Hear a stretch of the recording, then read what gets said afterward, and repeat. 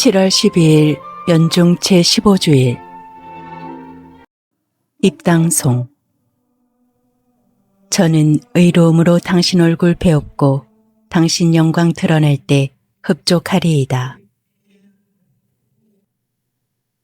제1독서. 비는 땅에서 싹이 돋아나게 한다. 이사야서 55장 10절에서 11절의 말씀입니다. 주님께서 이렇게 말씀하신다. 비와 눈은 하늘에서 내려와 그리로 돌아가지 않고 오히려 땅을 적시어 기름지게 하고 싹이 돋아나게 하여 씨 뿌리는 사람에게 씨앗을 주고 먹는 이에게 양식을 준다. 이처럼 내 입에서 나가는 나의 말도 나에게 헛되이 돌아오지 않고 반드시 내가 뜻하는 바를 이루며 내가 내린 사명을 완수하고야 만다. 주님의 말씀입니다. 하느님 감사합니다. 화답송. 좋은 땅에 떨어진 씨앗은 열매를 맺었네. 하느님은 이 땅에 찾아오시어 넘치는 물로 풍요롭게 하시나이다. 하느님의 강은 물로 가득하고 당신은 곡식을 연글게 하시나이다. 좋은 땅에 떨어진 씨앗은 열매를 맺었네. 정녕 당신이 장만해 주시나이다. 고랑에 물 대시고 이랑을 고르시며 비를 내려 부드럽게 하시어 새싹들에게 복을 내리시나이다. 좋은 땅에 떨어진 씨앗은 열매를 맺었네. 한 해를 은혜로 풍요롭게 하시니 당신이 가시는 길마다 기름진 땅이 되나이다. 사막의 풀밭에도 윤기가 흐르고 언덕들도 기쁨의 띠를 두르나이다. 좋은 땅에 떨어진 씨앗은 열매를 맺었네. 목장들은 양떼로 뒤덮이고 골짜기에는 곡식이 가득 쌓여 환성을 올리며 노래하나이다. 좋은 땅에 떨어진 씨앗은 열매를 맺었네. 제2독서. 피조물은 하느님의 자녀들이 나타나기를 간절히 기다리고 있습니다. 사도 바오로의 로마서 8장 18절에서 23절의 말씀입니다. 형제 여러분, 장차 우리에게 계시될 영광에 견주면 지금 이 시대에 우리가 겪는 고난은 아무것도 아니라고 생각합니다. 사실 피조물은 하느님의 자녀들이 나타나기를 간절히 기다리고 있습니다. 피조물이 허무의 지배 아래 든 것은 자의가 아니라 그렇게 하신 분의 뜻이었습니다. 그러나 그것은 희망을 간직하고 있습니다. 피조물도 멸망의 종살이에서 해방되어 하느님의 자녀들이 누리는 영광의 자유를 얻을 것입니다. 우리는 모든 피조물이 지금까지 다 함께 탄식하며 진통을 겪고 있음을 알고 있습니다. 그러나 피조물만이 아니라 성령을 첫 선물로 받은 우리 자신도 하느님의 자녀가 되기를, 우리의 몸이 속량되기를 기다리며 속으로 탄식하고 있습니다. 주님의 말씀입니다. 하느님 감사합니다. 복음 환호송. 할렐루야. 씨앗은 하느님의 말씀, 씨 뿌리는 이는 그리스도이시니 그분을 찾는 사람은 모두 영원히 살리라. 할렐루야. 복음. 씨 뿌리는 사람이 씨를 뿌리러 나갔다. 마테오가 전한 거룩한 복음 13장 1절에서 23절입니다. 그날 예수님께서는 집에서 나와 호숫가에 앉으셨다. 그러자 많은 군중이 모여들어 예수님께서는 배에 올라 앉으시고 군중은 물가에 그대로 서 있었다. 예수님께서 그들에게 많은 것을 비유로 말씀해 주셨다. 자, 씨 뿌리는 사람이 씨를 뿌리러 나갔다. 그가 씨를 뿌리는데 어떤 것들은 길에 떨어져 새들이 와서 먹어버렸다. 어떤 것들은 흙이 많지 않은 돌밭에 떨어졌다. 흙이 깊지 않아 싹은 곧 돋아났지만 해가 솟아오르자 타고 말았다. 뿌리가 없어서 말라버린 것이다. 또 어떤 것들은 가시덤불 속에 떨어졌는데 가시덤불이 자라면서 숨을 막아버렸다. 그러나 어떤 것들은 좋은 땅에 떨어져 열매를 맺었는데 어떤 것은 100배, 어떤 것은 60배, 어떤 것은 30배가 되었다. 귀 있는 사람은 들어라. 제자들이 예수님께 다가와 왜 저 사람들에게 비유로 말씀하십니까? 하고 물었다. 예수님께서 그들에게 대답하셨다. 너희에게는 하늘나라의 신비를 아는 것이 허락되었지만 저 사람들에게는 허락되지 않았다. 사실 가진 자는 더 받아 넉넉해지고 가진 것이 없는 자는 가진 것마저 빼앗길 것이다. 내가 저 사람들에게 비유로 말하는 이유는 저들이 보아도 보지 못하고 들어도 듣지 못하고 깨닫지 못하기 때문이다.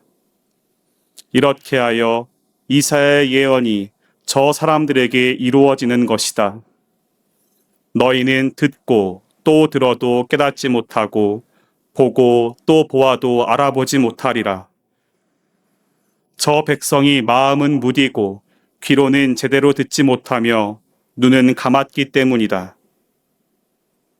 이는 그들이 눈으로 보고 귀로 듣고 마음으로 깨닫고서는 돌아와 내가 그들을 고쳐주는 일이 없게 하려는 것이다. 그러나 너희의 눈은 볼 수 있으니 행복하고 너희의 귀는 들을 수 있으니 행복하다. 내가 진실로 너희에게 말한다.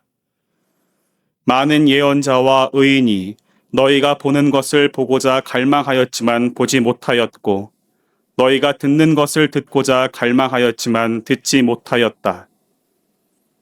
그러니 너희는 씨 뿌리는 사람의 비유를 새겨들어라. 누구든지 하늘나라에 관한 말을 듣고 깨닫지 못하면 악한 자가 와서 그 마음에 뿌려진 것을 빼앗아 간다. 길에 뿌려진 씨는 바로 그러한 사람이다. 돌밭에 뿌려진 씨는 이러한 사람이다. 그는 말씀을 들으면 곧 기쁘게 받는다. 그러나 그 사람 안에 뿌리가 없어서 오래가지 못한다. 그래서 말씀 때문에 환난이나 박해가 일어나면 그는 곧 걸려 넘어지고 만다. 가시덤불 속에 뿌려진 씨는 이러한 사람이다. 그는 말씀을 듣기는 하지만 세상 걱정과 재물의 유혹이 그 말씀에 숨을 막아버려 열매를 맺지 못한다. 좋은 땅에 뿌려진 씨는 이러한 사람이다. 그는 말씀을 듣고 깨닫는다.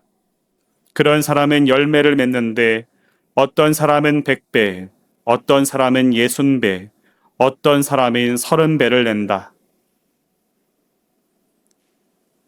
주님의 말씀입니다.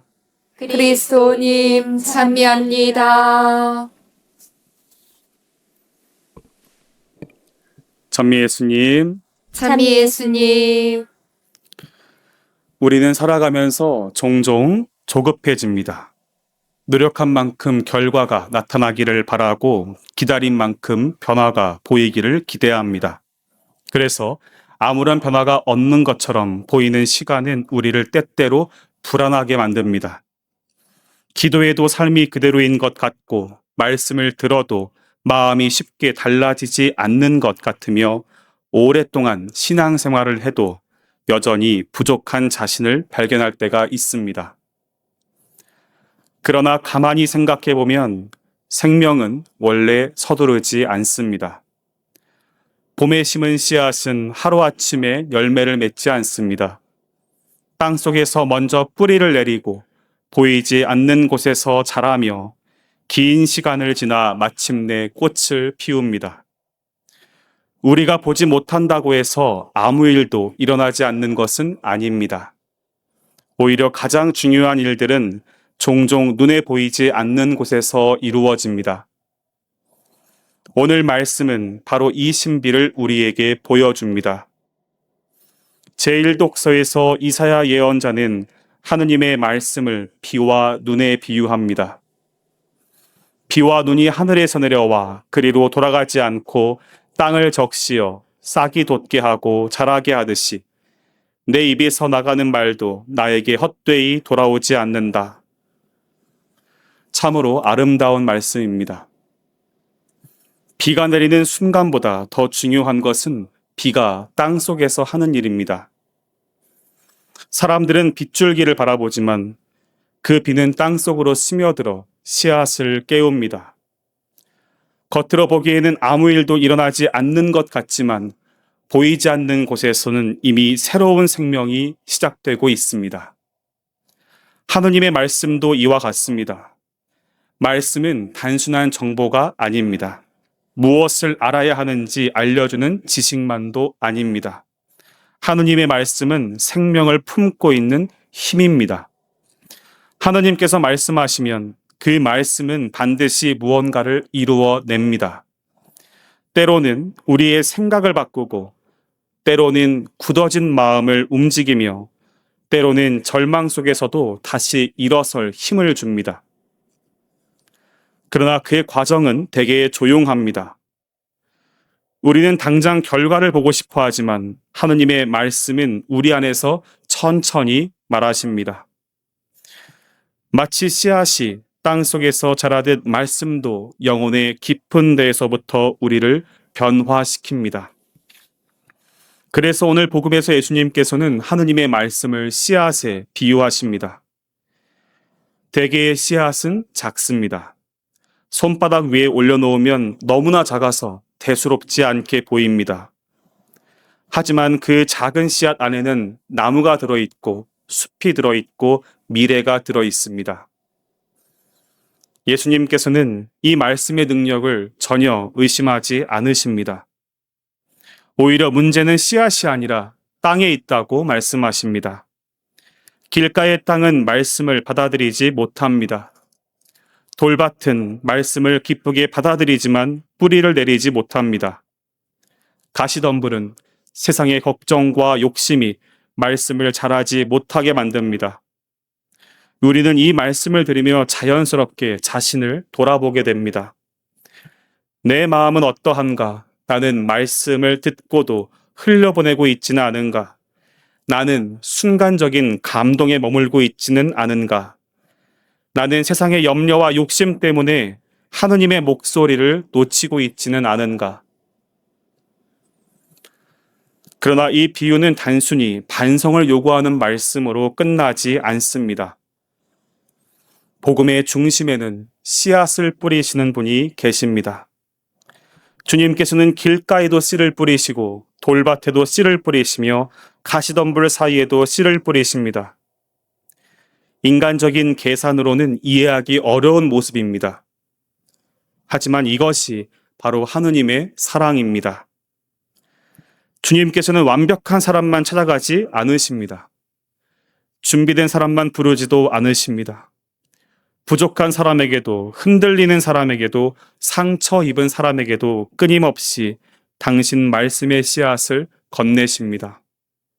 왜냐하면 하느님께서는 현재의 모습보다 그 사람 안에 숨겨진 가능성을 보시기 때문입니다. 더 나아가 오늘 제2독서는 그 가능성이 얼마나 큰 것인지를 보여줍니다. 사도 바오르는 피조물 전체가 탄식하며 기다리고 있다고 말합니다. 인간만이 아니라 온 세상이 구원을 기다리고 있다는 것입니다. 생각해보면 오늘날 우리의 세상도 그렇습니다. 전쟁과 갈등, 탐욕과 무관심, 불신과 분열 속에서 세상은 깊은 상처를 안고 있습니다. 많은 사람들이 희망을 잃어가고 있습니다. 그런데 사도 바오로는 이 탄식을 절망만으로 보지 않습니다. 그는 해상의 고통에 비유합니다. 새로운 생명이 태어나기 전의 아픔이라는 것입니다. 왜냐하면 하느님의 말씀은 한 사람의 마음만 변화시키는 것이 아니라 결국 세상 전체를 새롭게 하기 때문입니다. 한 사람의 용서는 또 다른 사람의 상처를 치유합니다. 한 사람의 사랑은 공동체를 변화시킵니다. 한 사람의 믿음은 다른 이들에게 희망을 줍니다. 우리 안에 뿌려진 말씀은 결코 우리 안에서만 머물지 않습니다. 말씀은 열매를 맺고 그 열매는 또 다른 생명을 낳습니다. 사랑하는 형제자매 여러분, 오늘 말씀은 우리에게 세 가지를 가르쳐 줍니다. 하느님의 말씀은 결코 헛되이 돌아가지 않는다는 것, 우리의 마음은 그 말씀을 받아들이는 밭이라는 것, 그리고 그 말씀의 열매는 마침내 세상 전체를 새롭게 한다는 것입니다. 그러므로 우리는 조급해할 필요가 없습니다. 오늘 들은 말씀 한 구절이 내 안에서 어떤 열매를 맺을지 지금은 알 수 없습니다. 그러나 하느님께서 그대 안에서 좋은 일을 시작하셨으니 친히 그 일을 이루어 주실 것입니다. 비가 땅을 적시듯 말씀이 우리 마음을 적시고 씨앗이 자라듯 은총이 우리 안에서 자라며 마침내 좋은 땅에 맺힌 열매처럼 우리의 삶도 하느님께서 바라시는 모습으로 변화될 것입니다. 오늘도 주님께서는 우리 마음에 씨앗을 뿌리십니다. 그 씨앗이 깊이 뿌리내릴 수 있도록 마음을 열고 인내하며 말씀을 품고 살아가는 한 주간이 되시기를 기도합니다. 아멘. 성부와 성자와 성령의 이름으로 아멘. 유튜브에서 강웅남으로 검색한 후 제 사진을 클릭하면 재생 목록에는 성경과 강남 노래방 영상들이 저장되어 있습니다. 재생 목록에서 시청하여 주세요. 구독 부탁합니다.